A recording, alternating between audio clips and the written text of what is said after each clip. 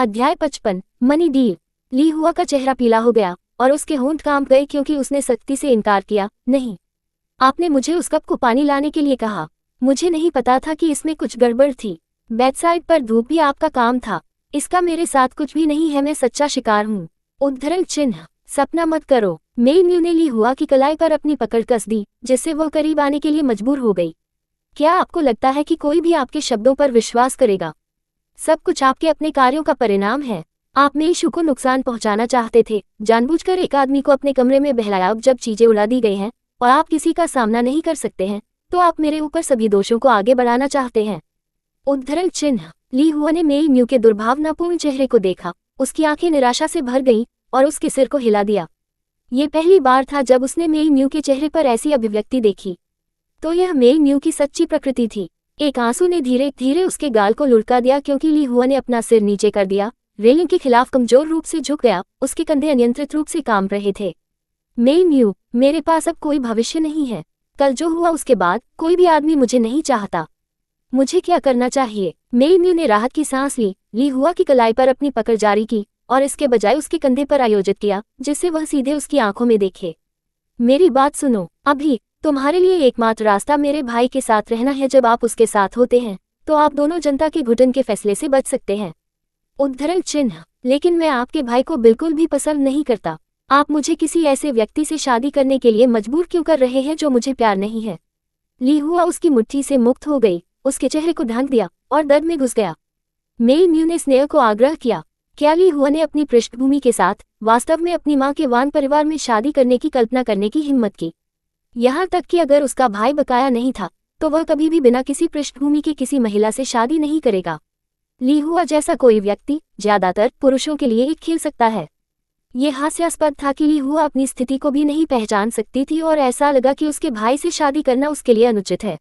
लेकिन मेई म्यू ने केवल इस तरह से सोचा। ली हुआ को खुश करने के लिए उसने जानबूझकर अपनी आवाज को नरम कर दिया और कहा, आपको ये समझना होगा कि जब मैं दृढ़ता से अपनी स्थिति स्थापित करता हूं तो चीजें आपके लिए बेहतर हो सकती हैं। यदि मेईशु मेई परिवार का प्रमुख बन जाता है तो आपने कल जो किया उसके आधार पर वह आपको कभी भी अच्छा जीवन नहीं देगा। ली हुआ ने विस्मय में रोना बंद कर दिया, उसकी आंसू भरी आंखों को झपकी लेते हुए मेई म्यू को देखते हुए। मेरी बात सुनो, अभी के लिए इसके साथ सहन करें।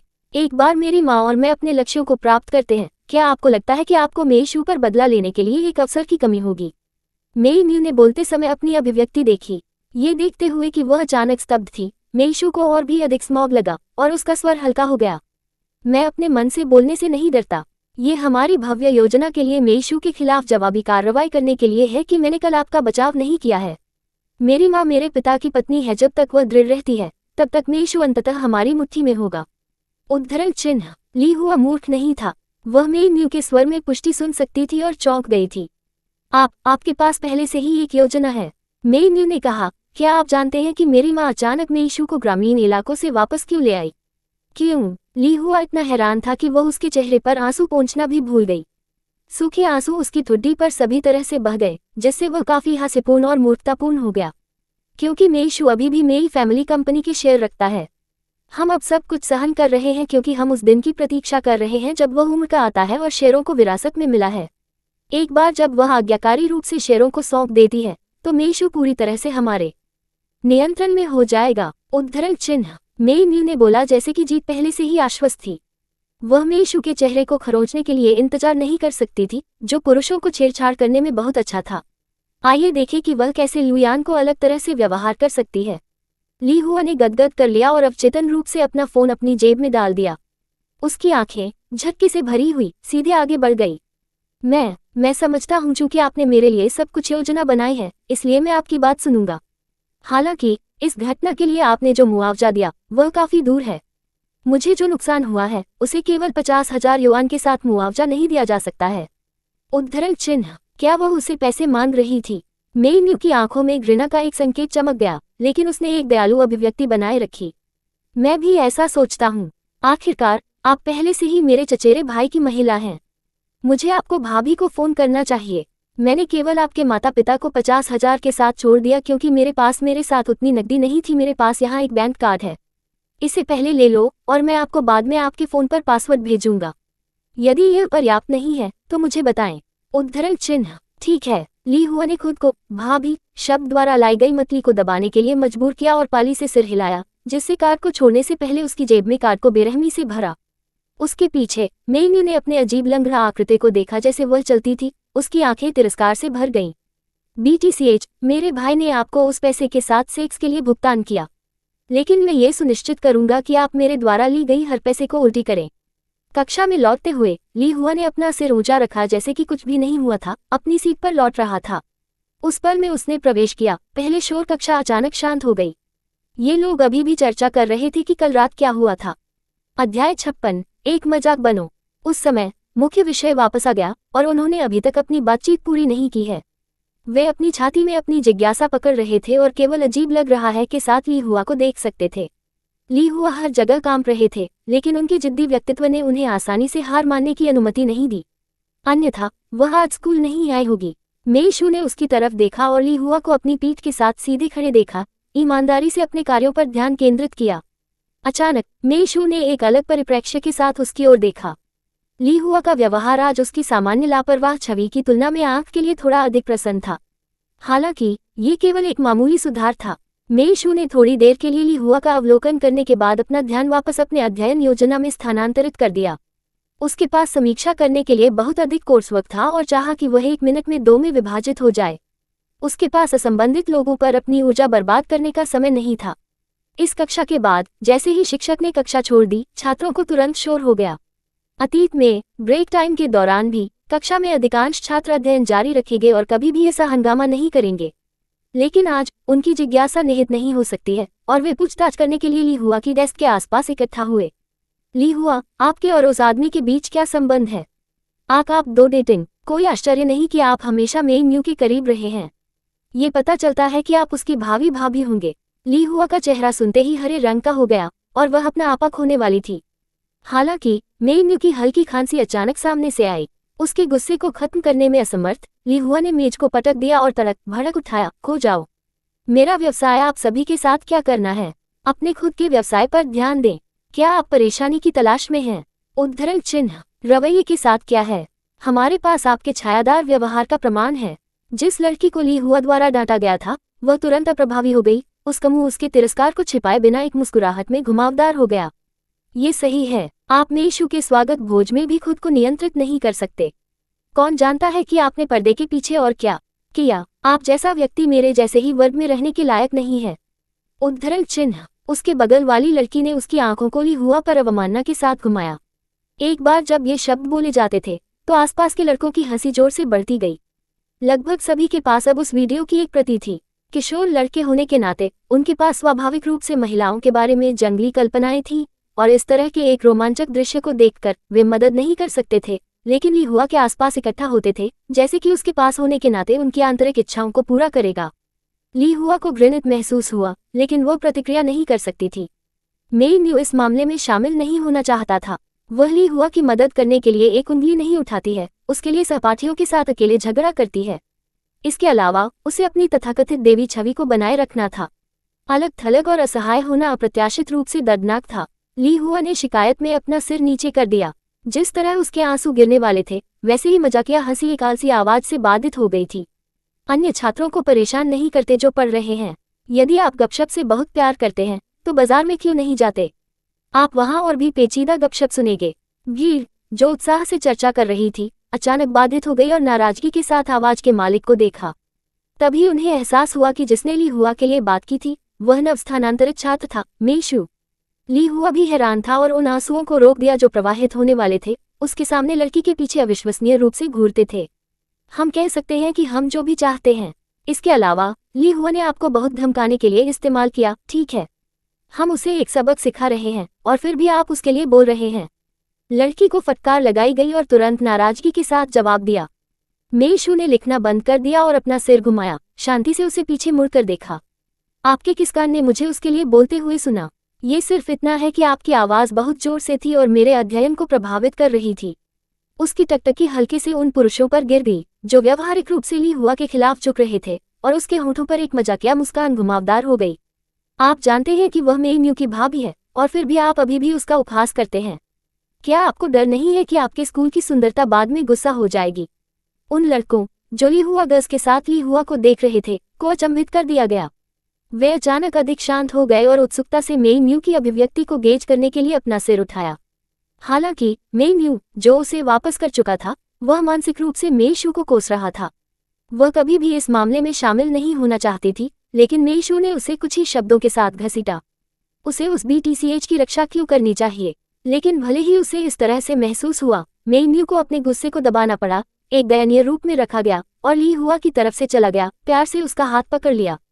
मेरी माँ वास्तव में आपको और मेरे भाई को एक साथ पसंद करती है। चिंता मत करो, ये घटना सिर्फ एक दुर्घटना थी।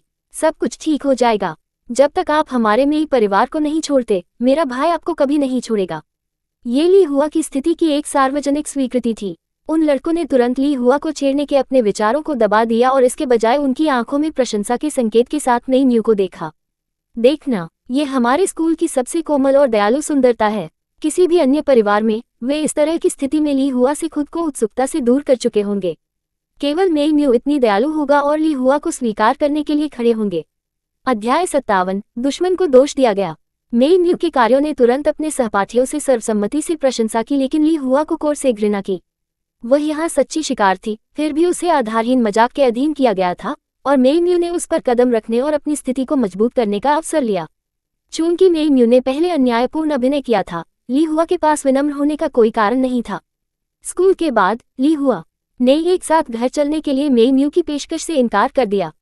एक बार जब मेई म्यू ने छोड़ दिया तो ली हुआ चुपचाप में। मेई शू ने उसे आश्चर्य में देखा, थोड़ा सिर हिलाया और उसकी चीजों को टाल दिया। फिर वे दोनों छत पर गए। शाम की हवा ने हल्के से अपने चेहरे को ब्रश किया, जिससे थोड़ी सी ठंडक आई, लेकिन इससे उन्हें ठंडा महसूस नहीं हुआ। लेकिन ली हुआ को उसके दिल में एक ठंडा सनसनी महसूस हुई। उसने मेई शू की ओर देखा और अचानक अपनी मूर्खता के बारे में सोचा, जो पहले से ही मेई म्यू का अनुसरण कर रहा था। इसके बाद मेई शू की आंखों में वह शायद मूर्ख थी, है ना? तुमने मुझे यहाँ क्यों बुलाया? मेई शू कुछ दूरी पर खड़ा था, जो टुकड़ी की स्पष्ट भावना दिखा रहा था। वह ली हुआ के बहुत करीब जाने का इरादा नहीं रखती थी। ली हुआ ने अपने अलोफनेस पर ध्यान दिया, आत्मरूप से मुस्कुराया और अपनी जेब से अपना फोन निकाला, उसे मेई शू को पास कर दिया। इस रिकॉर्डिंग को सुनो, मेरा मानना है कि यह आपके लिए मददगार होगा। मेई शू ने थोड़ी सी आईब्रो उठाया, फोन लिया और प्ले बटन दबाया। मेई म्यू की तेज आवाज अचानक से आई, क्योंकि मेई शू अभी भी मेई परिवार कंपनी के शेयर रखता है। एक बार जब वह आज्ञाकारी रूप से शेयरों को सौंप देती है, तो मेई शू पूरी तरह से हमारे नियंत्रण में हो जाएगा। ली हुआ चुपचाप मेई शू की अभिव्यक्ति का अवलोकन करते हुए खड़े हो गए। उसने सोचा कि मेई शू कम से कम हैरान या आश्चर्यचकित हो जाएगा। यदि वह खुद को मेई शू के जूतों में रखती है, तो वह कृतज्ञता महसूस करती थी और ग्रामीण इलाकों में भेजे जाने के बाद परिवार में वापस एकीकृत करने के लिए हर संभव प्रयास करती थी और अपनी मां की मृत्यु के बाद से अनदेखी की जाती थी। इसलिए जब उसने ये रिकॉर्डिंग सुनी, तो मेई म्यू और उसकी मां के सच्चे इरादों के बारे में जानने के लिए उसे निराश महसूस करना चाहिए था। लेकिन मेई म्यू को बिल्कुल भी आश्चर्य नहीं हुआ। उसके चेहरे पर भावना का कोई निशान भी नहीं था। ली हुआ ने हैरान महसूस किया और मदद नहीं कर सकती, लेकिन सीधे पूछे, क्या आप परेशान नहीं हैं? वे आपके खिलाफ साजिश रच रहे हैं और आप बुरा नहीं मानते? उद्धरण चिन्ह, मुझे असंबंधित लोगों की परवाह क्यों करनी चाहिए? इसके अलावा उनके इरादे कुछ ऐसा नहीं है जो मुझे अभी पता चला है। लेकिन मुझे इस रिकॉर्डिंग को सुनने से क्या मतलब है? मेई शू ने फोन को वापस उसे सौंप दिया और दीवार के खिलाफ झुक गया, उसके जवाब की प्रतीक्षा में शांति से। ली हुआ ने उम्मीद नहीं की थी कि वह वास्तव में उदासीन हो। उसने कुछ कहने के लिए अपना मुंह खोला, लेकिन मेई शू के शांत आचरण के सामने ध्यान से तैयार किए गए शब्द अचानक अयोग्य हो गए। मेई शू ने अपने फोन पर नजर डाली, डूबे और ठंड से आग्रह किया, तो हो कि आप क्या कहना चाहते हैं? मेरे पास अभी भी आपके साथ बर्बाद करने के लिए 10 मिनट हैं, फिर मुझे अध्ययन करने की आवश्यकता है। डिंग, कृपया 10 अंक अर्जित करने के लिए एक अनुयायी की भर्ती के कार्य को पूरा करें। HMPH, क्या ये प्रणाली उद्देश्य पर ऐसा कर रही है? मेई शू ने उसकी जीभ को अधीरता से क्लिक किया और उसके दिल में गुस्से को दबा दिया। ठीक है, मैं आपको अधिक समय दूंगा। आप जो कुछ भी कहना चाहते हैं और इस सब के पीछे अपने इरादों को समझाएं। ली हुआ ने बेवजह घबराकर निगल लिया। अनिश्चित क्यों? उसने अचानक महसूस किया कि मेई शू के पास एक मजबूत आभा थी, जो पूरी तरह से एक देश के बम्पकिन के विपरीत था जो अभी शहर में आया था। यहाँ तक कि उसके पास एक शक्तिशाली महिला का वाइब भी था। हालांकि एक पल में ली हुआ ने इस भावना को एक भ्रम के रूप में खारिज कर दिया। आखिरकार ये सिर्फ एक स्कूल था, एक ऐसी जगह जहां अकादमिक प्रदर्शन मायने रखता था। कोई फर्क नहीं पड़ता कि मेई शू कितना स्मार्ट था, उसके लिए 3 महीने के भीतर अपने ग्रेड को जल्दी से सुधारना और मेई म्यू को पार करना असंभव था। इस दृष्टिकोण से मेइशू मेई म्यू से बहुत पीछे था। लेकिन एक दुश्मन का दुश्मन एक दोस्त है, ली हुआ यह अच्छी तरह से जानता था। इसके अलावा मेई म्यू उसके सामने खड़ी थी, उसने अब मेइशू को नाराज नहीं किया। मैं समझता हूँ कि हमारे बीच अभी भी आक्रोश है। अतीत में मेई म्यू को खुश करने के लिए मैंने आपको कई बार उकसाया और लक्षित किया, लेकिन इस बार आपने मुझे एक बलि का बकरा बनाया और मैंने पहले ही एक दर्दनाक कीमत चुका दी है। तो क्या हम अस्थायी रूप से अभी के लिए अपनी शिकायतों को अलग कर सकते हैं? उद्धरण चिन्ह। ली हुआ ने बड़े साहस के साथ अपने शब्दों को पूरा किया। उसने उसके विपरीत लड़की को देखा, लेकिन मेइशू ने चुपचाप उसे देखा, बोलने के किसी भी इरादे का संकेत नहीं दिया। ली हुआ ने एक और सांस ली और जारी रखा, आपने अभी रिकॉर्डिंग सुनी, मुझे पता है कि आप शायद मेई म्यू के साथ निपटना चाहते हैं, लेकिन आपने अभी तक मेरे परिवार और स्कूल में एक ठोस पायदान स्थापित नहीं किया है। मेई म्यू के खिलाफ जाना आसान नहीं होगा, तो बलों में शामिल क्यों नहीं? आप मेई म्यू से निपटना चाहते हैं।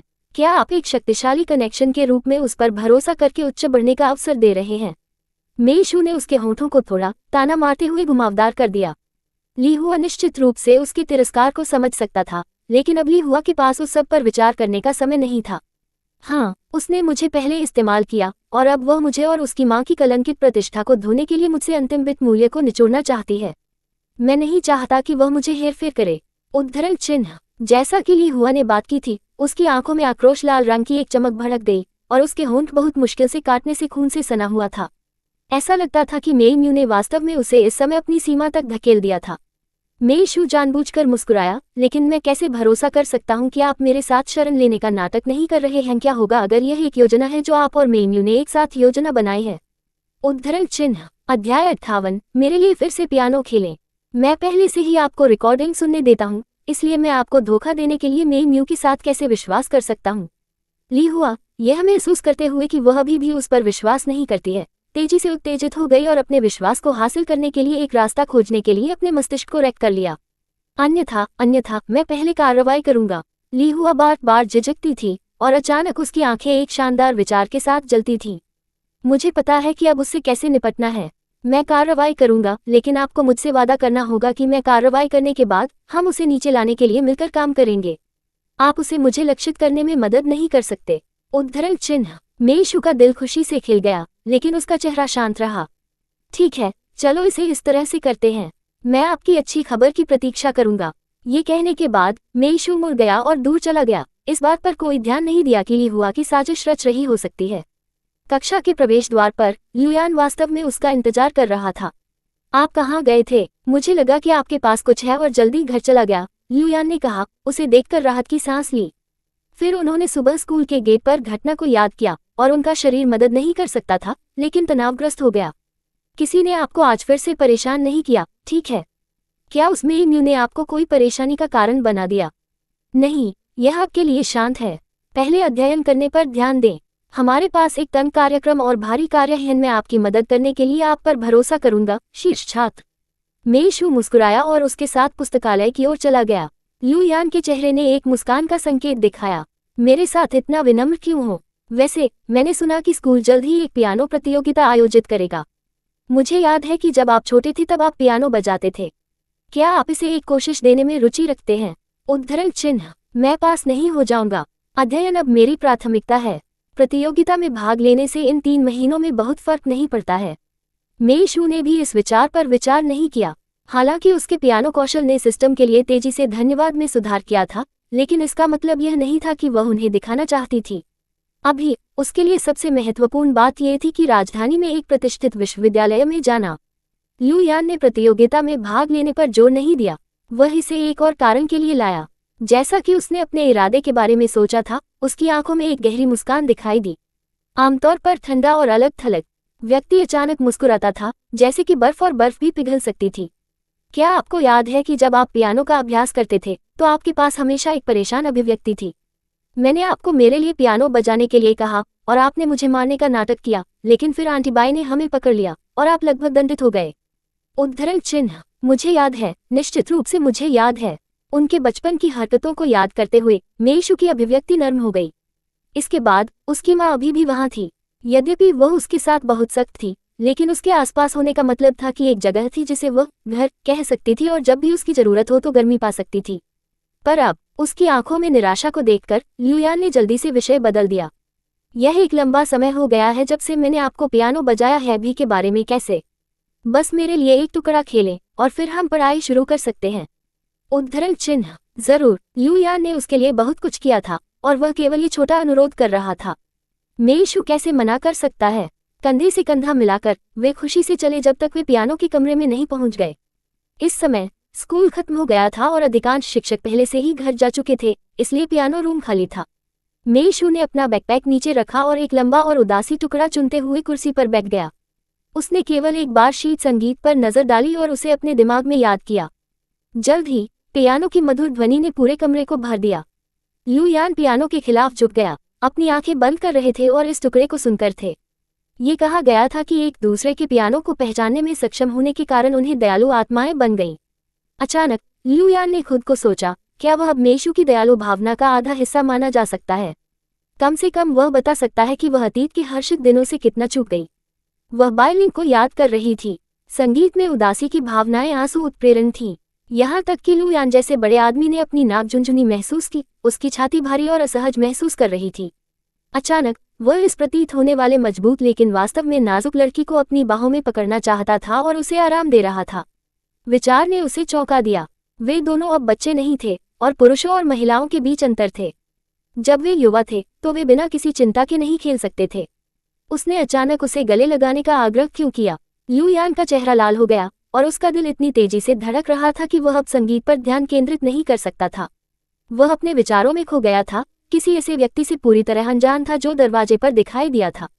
ये केवल तब था जब टुकड़ा समाप्त हो गया था और कुरकुरा तालियों ने प्रवेश द्वार पर गूंज उठाई थी कि दोनों ने झाओ मिन, पियानो शिक्षक, वहां खड़े थे। मेइशू, आपने बहुत अच्छा खेला।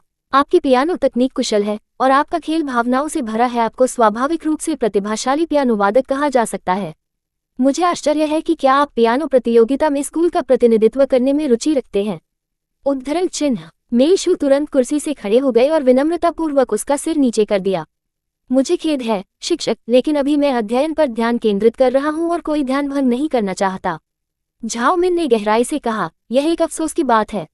स्कूल में एक स्थान होता है और मैं वास्तव में आपको इसे देना चाहता था।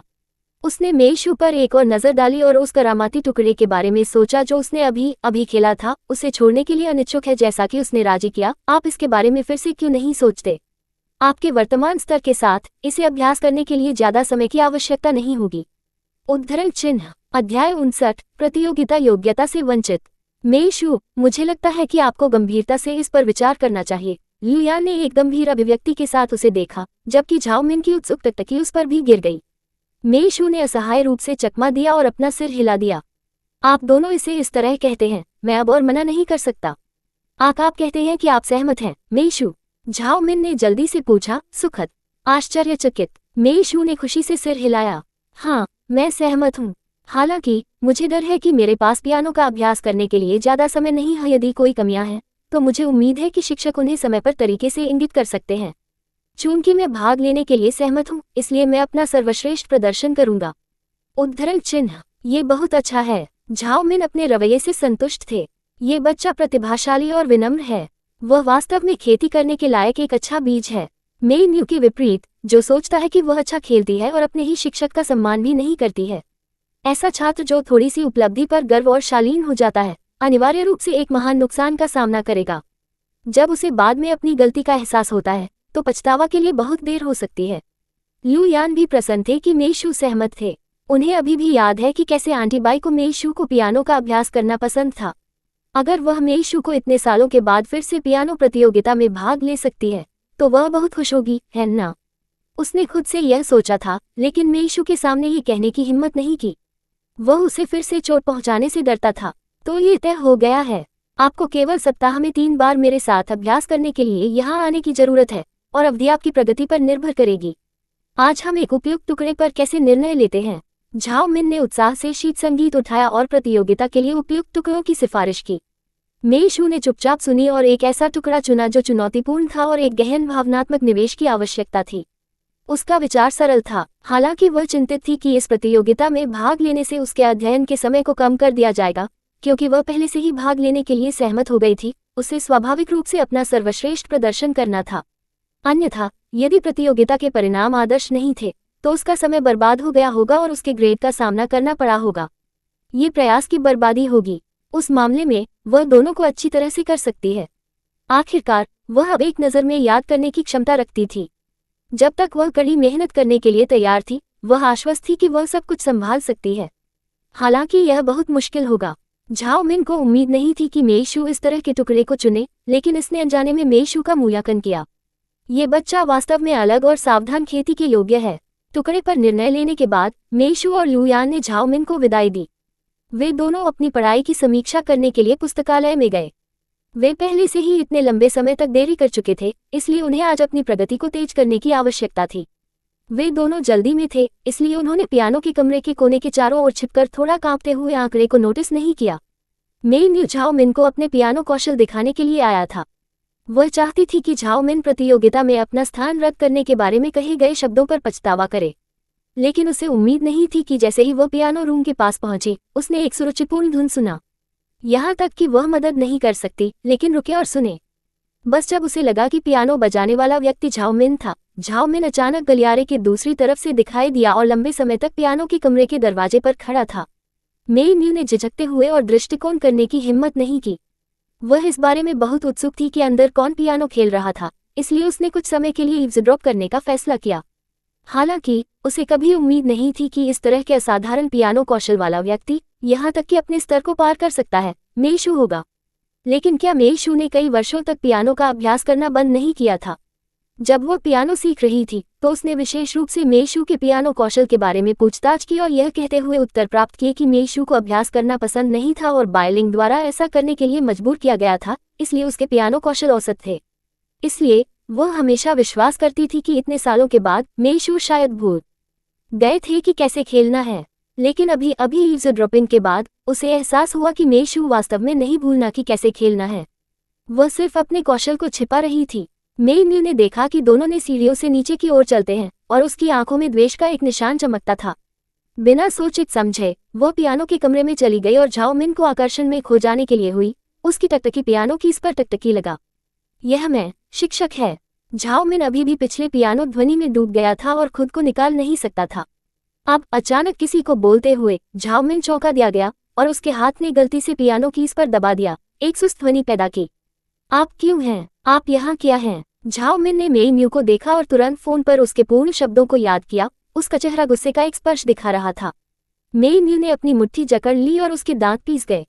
मैंने शिक्षक से कहा कि मैं बीमार था और यह झूठ नहीं है, पूरी तरह से मेरी गलती नहीं है कि मैंने इस अवधि के दौरान पियानो का अभ्यास जारी नहीं रखा है। शिक्षक ने पहले ही मुझे पियानो प्रतियोगिता में स्कूल का प्रतिनिधित्व करने का फैसला किया था। आप लापरवाही से मौके को कैसे रद्द कर सकते हैं? उद्धरण चिन्ह। झाओ मिन धीरे धीरे कुर्सी पर बैठ गया और कहा, तो आप इस मामले के लिए आए थे? मुझे खेद है मेई म्यू, इस प्रतियोगिता के लिए जगह पहले ही दे दी जा चुकी है। यदि आप भाग लेना चाहते हैं तो आपको अगली बार इंतजार करना होगा। मेई म्यू अपने दिल में अनिच्छुक था और निराशा में चिल्लाया, शिक्षक, मैं पर हूँ। पियानो में स्तर 10, केवल मैं स्कूल के लिए सबसे अच्छा परिणाम प्राप्त कर सकता हूँ। उद्धरण चिन्ह। अध्याय 60, एक साथ भाग लेना। मेई म्यू, क्या आप जानते हैं कि आपका सबसे बड़ा दोष क्या है? झाओ मिन ने धीरे से आहें भरी। आपकी सबसे बड़ी समस्या यह है कि आप बहुत घमंडी और शालीन हैं। आप बिल्कुल भी विनम्र नहीं हैं और अपनी कमियों को स्वीकार करने के लिए तैयार नहीं हैं। इस तरह से जारी रखने से आप केवल अपने आप को एक सीमित स्तर तक सीमित कर देंगे और बेहतर परिणाम प्राप्त करना मुश्किल पाएंगे। उद्धरण चिन्ह। मेई म्यू की आंखें अविश्वास से भरी हुई थीं।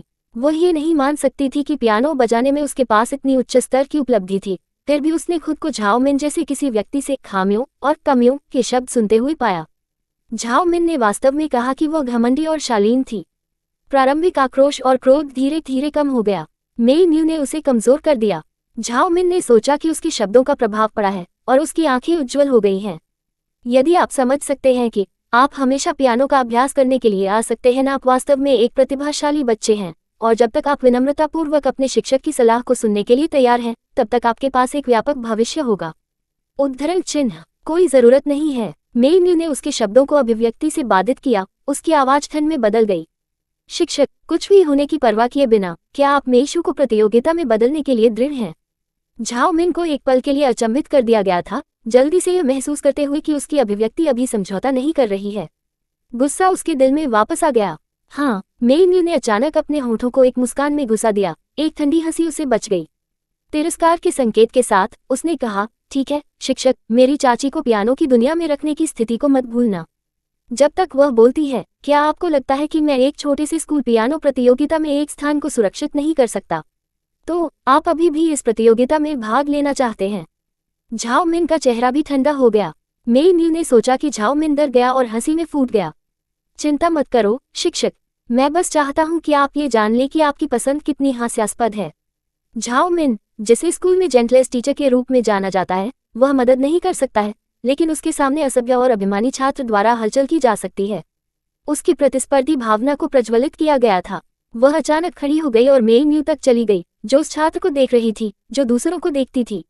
ठीक है, मैं इंतजार करूंगा और देखूंगा अंत में आपके और मेई शू के बीच जो जीतेंगे। मेई म्यू को विश्वास था कि वह मेई शू से नहीं हार जाएगी।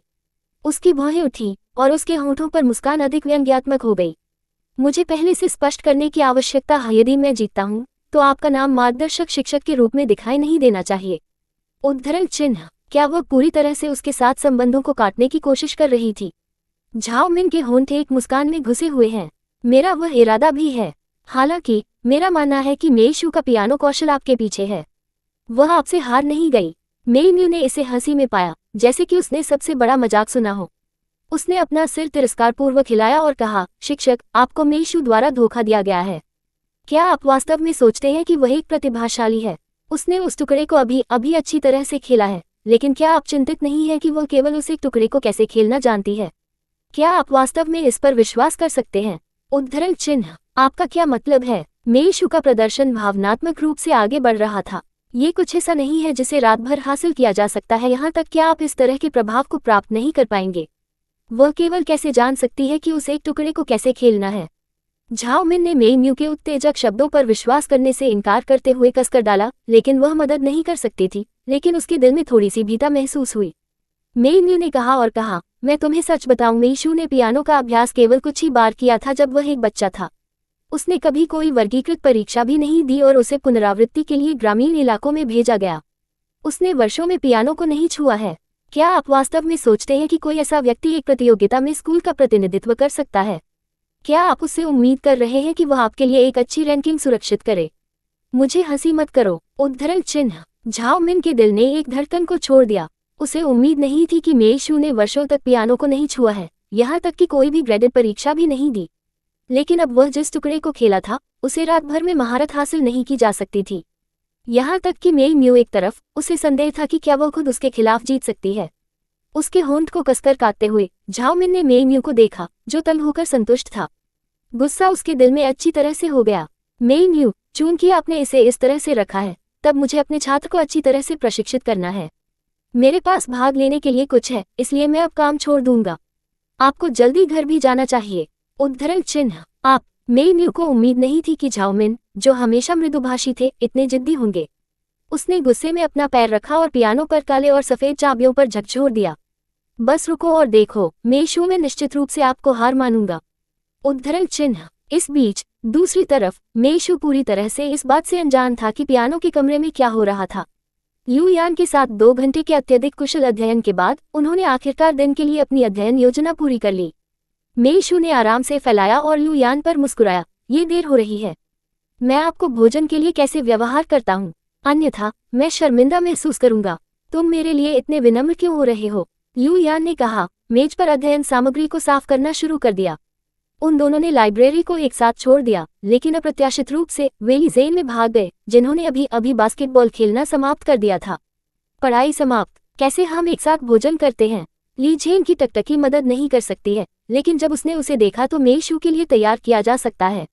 लू यान अनजाने और सहज रूप से मेई शू के सामने खड़े हो गए।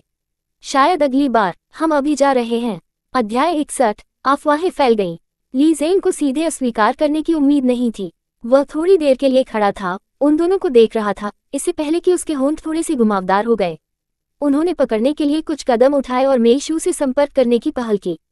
जिस मिठाई की दुकान हम पिछली बार गए थे, वह अच्छा था। आज रात केक के कुछ अलग अलग स्वादों की कोशिश करने के बारे में कैसे? ये सुनकर लू यान की अभिव्यक्ति जम गई और उन्होंने थोड़ी देर के लिए मेई शू को ध्यान से देखा। आप दोनों ने एक साथ मिठाई कब खाए? जब मैं अभ्यास किताबें खरीद रहा था तो हम एक दूसरे से टकरा गए और एक साथ खाने का फैसला किया। मेईशू ने गैर उत्तर दिया।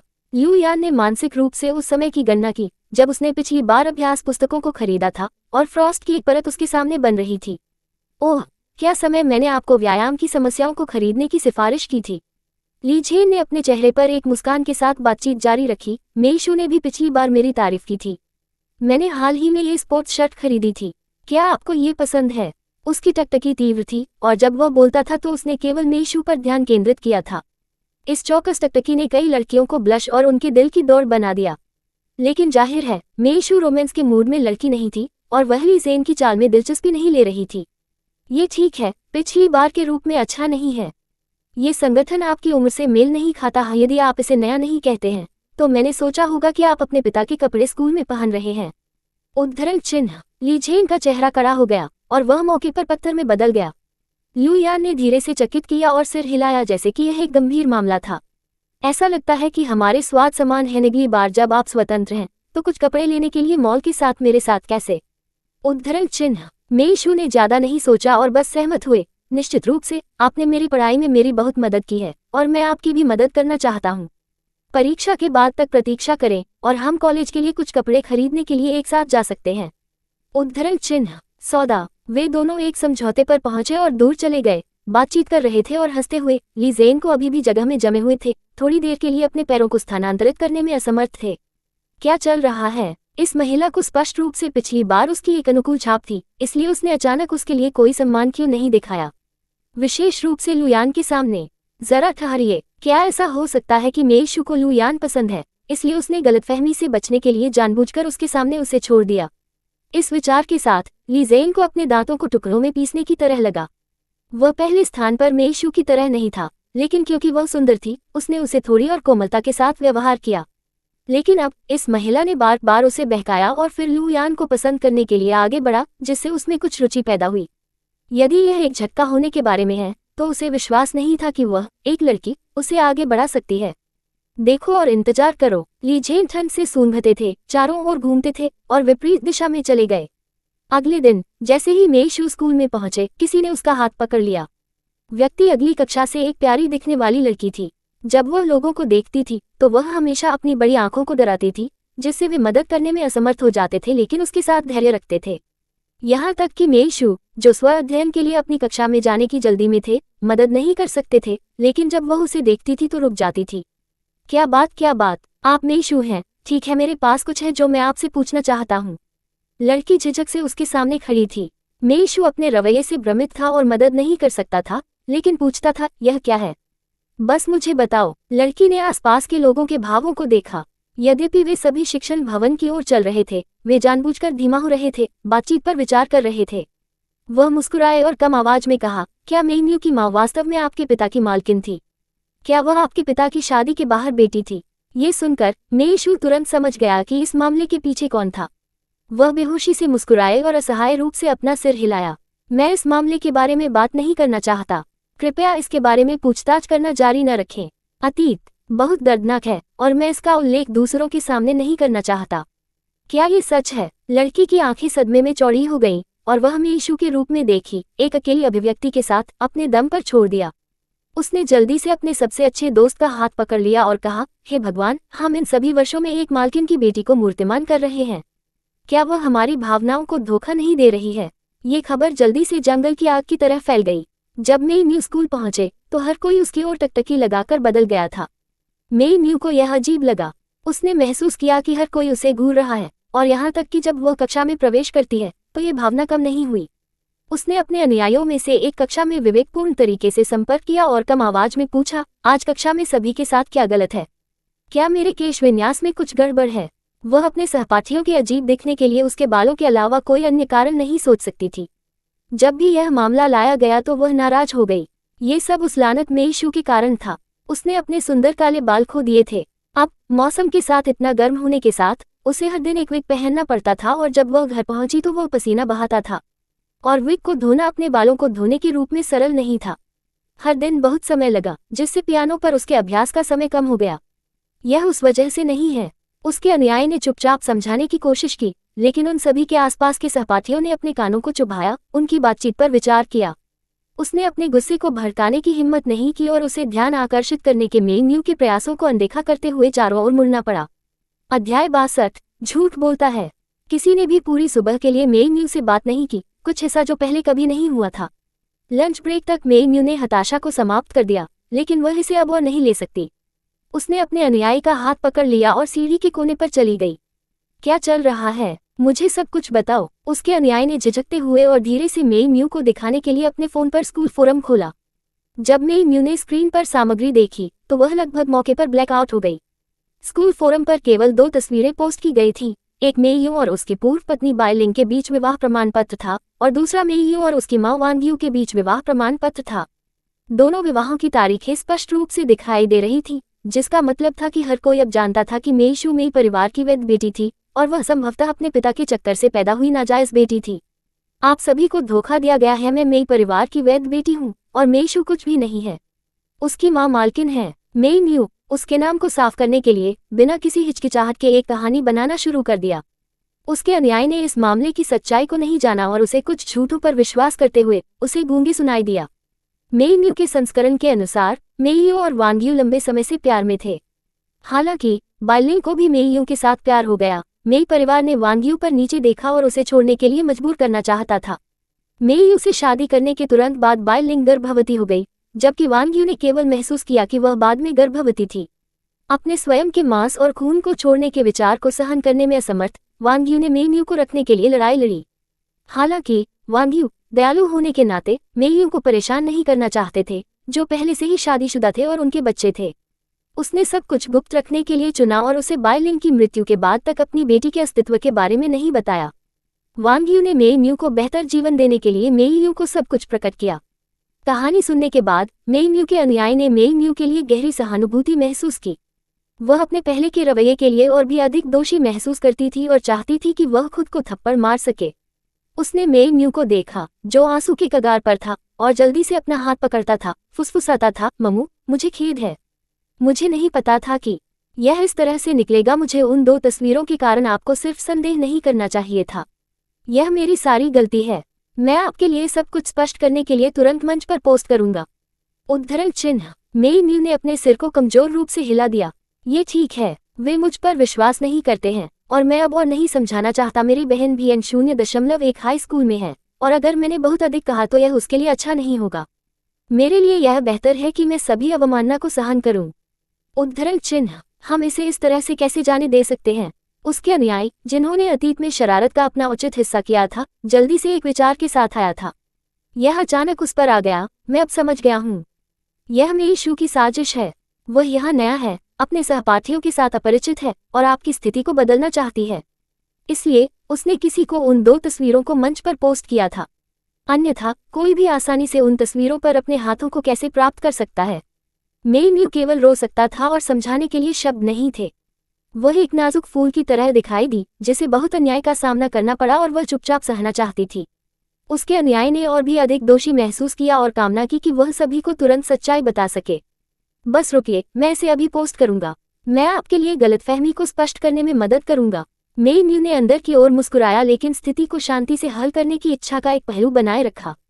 उसके अनुयायी उसके शब्दों से उकसाया तुरंत मंच पर पोस्ट किया गया, जिसमें कहा गया कि मेई म्यू ने अभी क्या कहा था। पोस्ट को जल्दी से शीर्ष पर पिन किया गया था।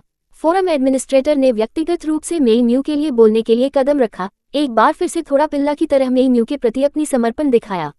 इस बीच मेई शू कैफेटेरिया में खा रहा था जब उसने देखा कि ली हुआ उस पर चुपके से देख रहा था।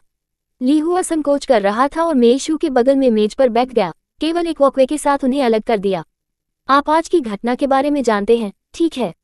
पूरा स्कूल अब इसके बारे में जानता है। क्या यह मेरी ईमानदारी को दिखाने के लिए पर्याप्त नहीं है? ली हुआ फुसफुसाया, मेई शू से संपर्क करने की कोशिश कर रहा था। मेई शू ने चुपचाप अपना खाना चबाया।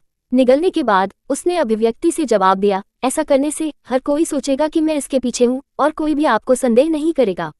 क्या यह आपकी ईमानदारी का विचार है? ली हुआ चिंतित हो गए और जल्दी से अपने चॉपस्टिक को नीचे रख दिया।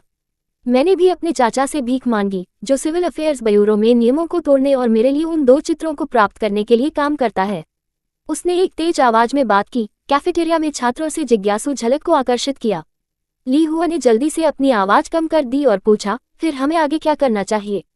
बस प्रतीक्षा करें। मेइशू ने अपना भोजन समाप्त कर लिया, शांति से उस शब्दावली पर चली गई जिसे उसने अपने दिमाग में याद किया था, और फिर इत्मीनान से कहा, मेन्यू मूर्ख नहीं है। इस बारे में जानने के बाद वह सिर्फ इस बात से नहीं बैठी, हमें बस इंतजार करने और देखने की जरूरत है कि वह अपनी कब्र खोदती है। उद्धरण चिन्ह। इसके साथ मेइशू को अधिक कहने के लिए परेशान नहीं किया जा सकता है। उसने अपनी ट्रे उठाए और कैफेटेरिया छोड़ने वाली थी। हालांकि जैसे ही वह खड़ी हुई, एक लड़की ने अचानक मेन्यू और उसके अनुयायी बात की, फिर चुपचाप कैफेटेरिया को एक कोने से छोड़ दिया।